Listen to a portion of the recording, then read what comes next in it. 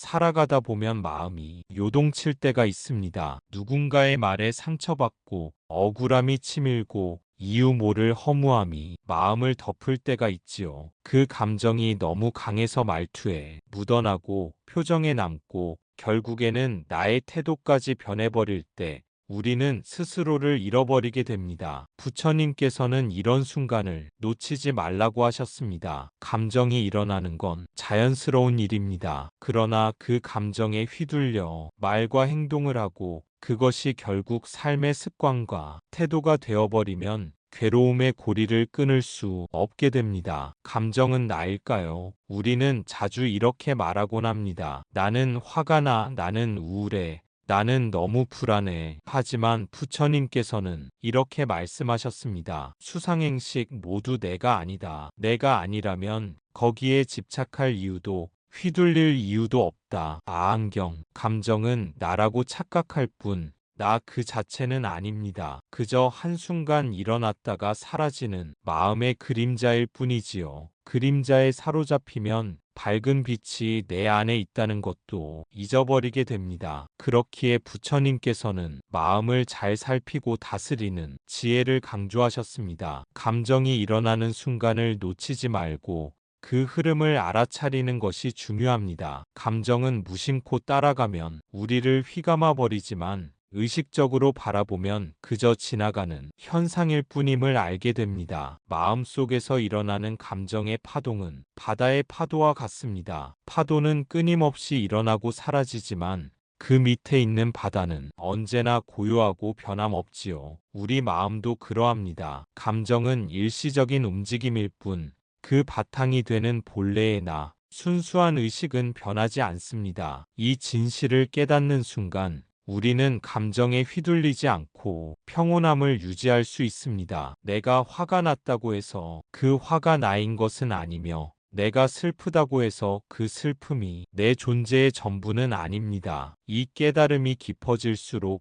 우리는 감정을 억누르거나 부정하지 않고도 그 감정으로부터 자유로워지는 법을 배웁니다. 있는 그대로의 감정을 인정하면서도 그 감정에 붙잡히지 않는 관조자의 자세가 자리 잡게 됩니다. 그렇게 마음의 주인이 된 사람은 어떤 감정이 올라와도 그것에 휩쓸리지 않고 고요히 바라볼 수 있습니다. 바로 그 순간 고통의 굴레는 풀리고 진정한 자유가 찾아옵니다. 감정은 곧 행동이 됩니다. 행동은 반복되면 습관이 되고 습관은 결국 당신이라는 사람의 얼굴이 됩니다. 그 얼굴이 늘 날카롭고 지친 표정을 하고 있다면 당신 안에 어떤 감정이 오랫동안 자리를 잡고 있었는지를 말해주는 것이겠지요. 이때 우리가 새겨야 할 부처님의 말씀은 이렇습니다. 마음은 모든 법의 선두이니 마음이 악하면 고통이 따르고 마음이 선하면 행복이 따른다. 법구경 제1장. 마음속 감정 하나가 당신의 말이 되고 당신의 눈빛이 되고 당신이 세상과 관계 맺는 방식이 됩니다. 화가 나서 내뱉은 말 한마디, 억울해서 만든 표정 하나, 불안해서 벽처럼 쌓아둔 침묵, 이 모든 것이 결국 내 삶의 분위기를 만들고 나아가 인연의 흐름을 바꿔버리게 됩니다. 그렇다면 우리는 감정을 억눌러야 할까요? 아닙니다. 부처님께서는 그렇게 말씀하지 않으셨습니다. 억누르는 것은 참는 것이 아닙니다. 그것은 결국 더 큰 폭발로 이어지게 됩니다. 감정을 억누르지 말고 그저 있는 그대로 알아차리라 하셨습니다. 있는 그대로 보라. 있는 그대로 보면 그것은 지나간다. 중화암경. 분노가 일어나면 지금 분노가 일어나는구나. 불안이 올라오면 지금 마음이 흔들리고 있구나. 슬픔이 밀려오면 지금 마음이 가라앉고 있구나. 이렇게 이름 붙여주는 것.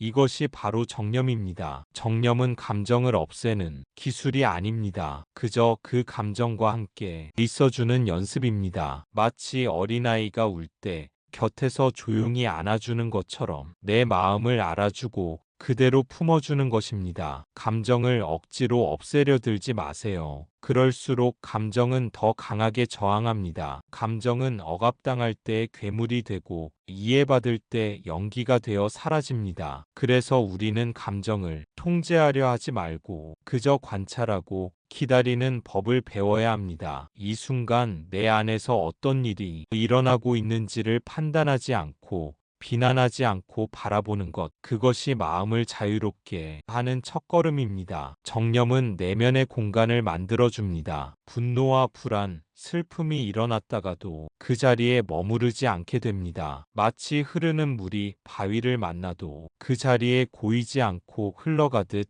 마음도 그렇게 흘러가게 됩니다. 이런 마음의 훈련은 처음엔 낯설고 어려울 수 있습니다. 하지만 매일 짧은 순간이라도 지금 여기서 내 감정을 알아차리는 연습을 해보세요. 그 순간 당신은 더 이상 감정의 노예가 아니라 마음을 지켜보는 주인이 됩니다. 감정에 붙잡히지 않고 감정을 억누르지도 않으면서 그저 바라보는 것, 그것이 바로 수행입니다. 당신 안의 감정을 지켜보는 관찰자가 깨어 있으면 감정은 태도가 되지 못합니다. 왜냐하면 그 순간 감정은 당신을 잠식하지 못하기 때문입니다. 그저 지나가는 것으로 남게 되지요. 그래서 수행자는 감정의 중심에서 벗어나 그 감정을 바라보는 자리에 서기를 연습합니다. 바람이 불어도 흔들리지 않는 나무처럼 감정의 바람이 스쳐 지나가더라도 그 뿌리는 땅에 단단히 박혀 있어야 합니다. 감정은 일어났다가 사라지는 일시적인 현상입니다. 그 흐름을 막을 수는 없지만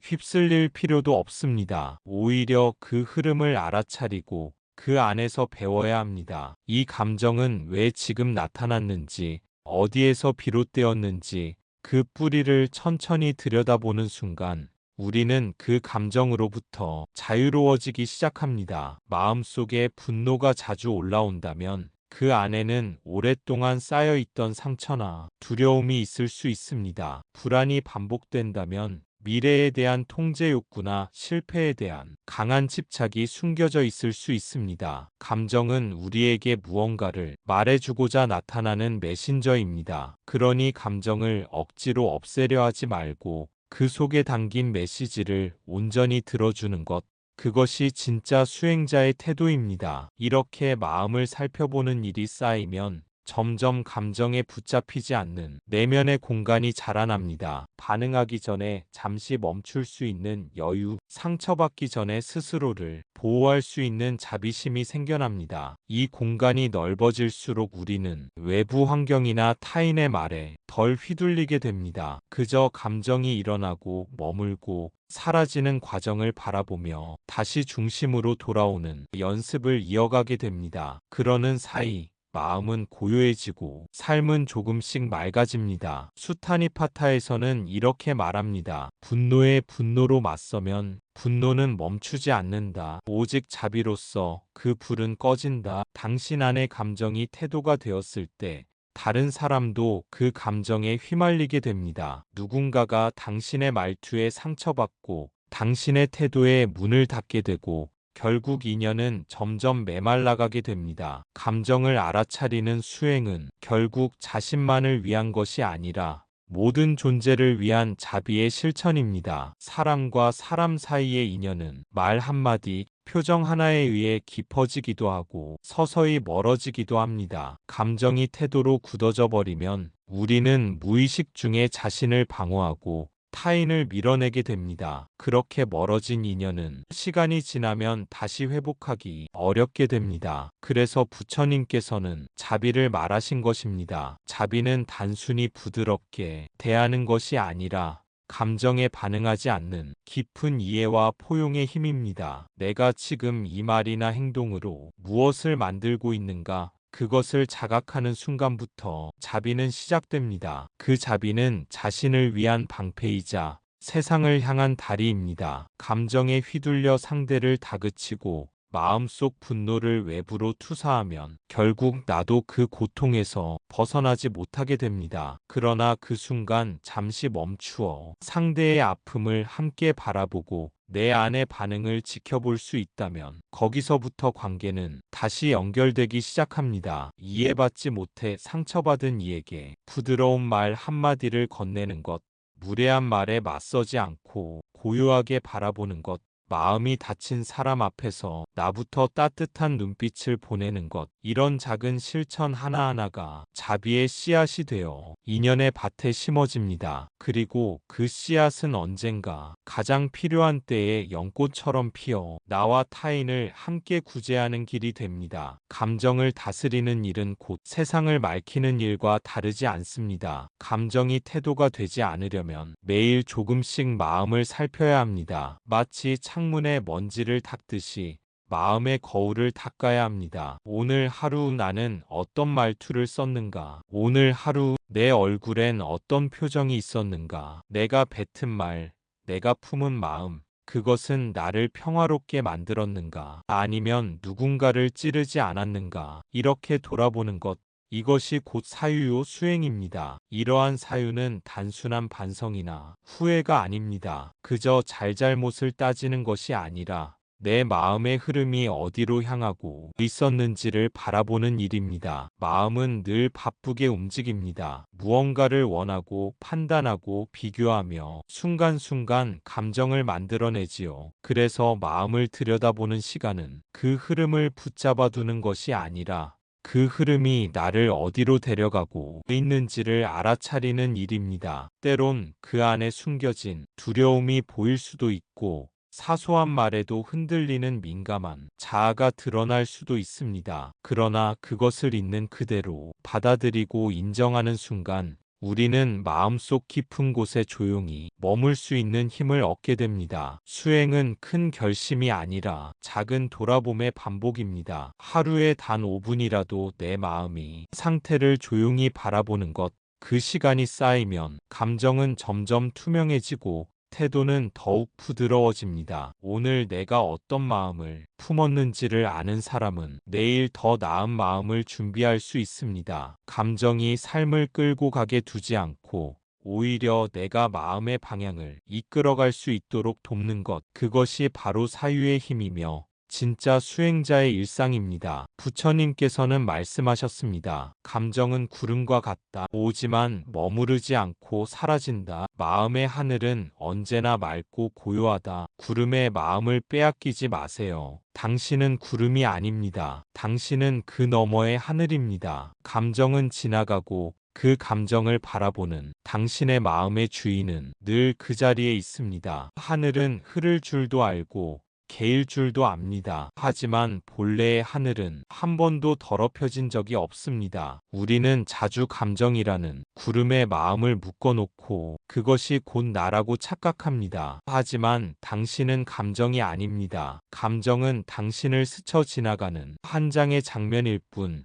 진짜 당신은 그 모든 장면을 조용히 지켜보는 하늘과 같은 존재입니다. 마음의 주인이 된다는 것은 감정을 없애는 것이 아니라 감정의 주인이 되는 것입니다. 감정이 올라올 때 그것을 두려워하지 않고 조급하게 반응하지도 않으며 그저 알아차리고 그대로 두는 것. 그 순간 우리는 감정으로부터 자유로워지기 시작합니다. 감정이 격해질 때일수록 한 걸음 물러서서 마음을 바라보세요. 내가 지금 이 감정을 따라가야 할지, 그저 흘려보내야 할지를 살펴보는 것.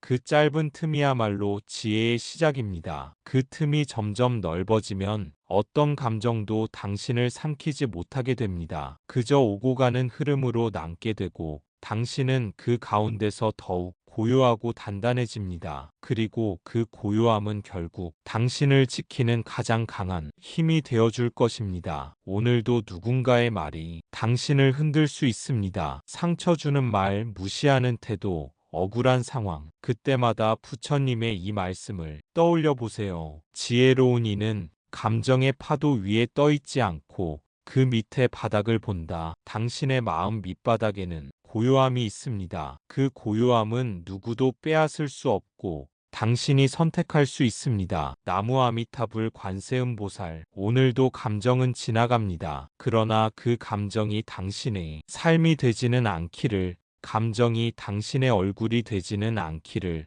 부처님의 지혜와 자비가 늘 함께 하시길 바랍니다. 감사합니다. 구독과 좋아요는 저에게 큰 힘이 됩니다.